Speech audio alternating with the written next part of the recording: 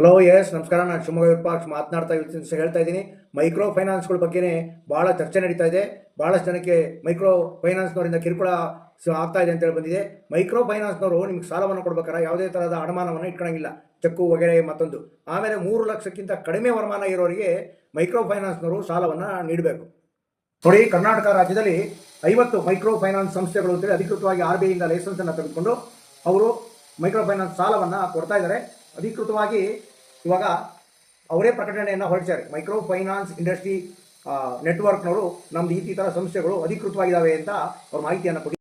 ನೋಡಿ, ನಿಮ್ಗೆ ಯಾರ ಸಾಲವನ್ನು ನೀಡಬೇಕು ಅಂತಂದರೆ ಅವ್ರದ್ದು ಲೈಸೆನ್ಸ್ ಇರಬೇಕು. ನೋಡಿ, ಮೈಕ್ರೋ ಫೈನಾನ್ಸ್ ಸಂಸ್ಥೆಯವರು ನಿಮಗೆ ಸಾಲವನ್ನು ನೀಡುವಂಥ ಸಂದರ್ಭದಲ್ಲಿ ನಿಮಗೆ ಎಲ್ಲ ರೀತಿಯ ಎಷ್ಟು ಬಡ್ಡಿ ಬರುತ್ತೆ, ಎಷ್ಟು ಉಳಿಸ್ಕೊಂಡ್ರೆ ಎಷ್ಟು ಬಡ್ಡಿ ಬರುತ್ತೆ ಅಂತೆಲ್ಲ ಮಾಹಿತಿಯನ್ನು ನೀಡಬೇಕು.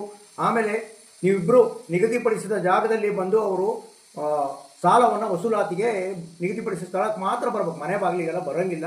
ನೀವು 2 ಸಲ 3 ಸಲ ಆ ನಿಗದಿತ ಸ್ಥಳಕ್ಕೆ ಹೋಗಲಿಲ್ಲ ಅಂದರೆ ಮನೆಗೆ ಬರ್ತಾರೆ. ಮನೆಗೆ ಬಂದರೂ ಅಲ್ಲಿ ಯಾವುದೇ ರೀತಿಯ ಬೆದರಿಕೆಯನ್ನು ಹಾಕಂಗಿಲ್ಲ, ಯಾವುದೇ ರೀತಿಯ ನಿಂದನೆಯನ್ನು ಮಾಡೋಂಗಿಲ್ಲ, ಯಾವುದೇ ರೀತಿ ಜೋರನ್ನು ಮಾಡೋಂಗಿಲ್ಲ. ಎಲ್ಲ ಮಾಹಿತಿಗಳನ್ನು ಕೊಟ್ಟಿದ್ದೀನಿ. ನಿಮ್ದು ಏನಾರು ದೂರ ಇದ್ದರೆ ಅದು ಒಂದು 24x7 ನಂಬರ್ ಇದೆ. ಆ ನಂಬರಿಗೆ ಕಾಲ್ ಮಾಡ್ಕೊಂಡು ನಿಮ್ಮ ದುಃಖವನ್ನು ದೂರನ್ನು ಸಲ್ಲಿಸ್ಬೋದು ಅಂತ ಹೇಳ್ತಾ ಇದ್ದೀನಿ.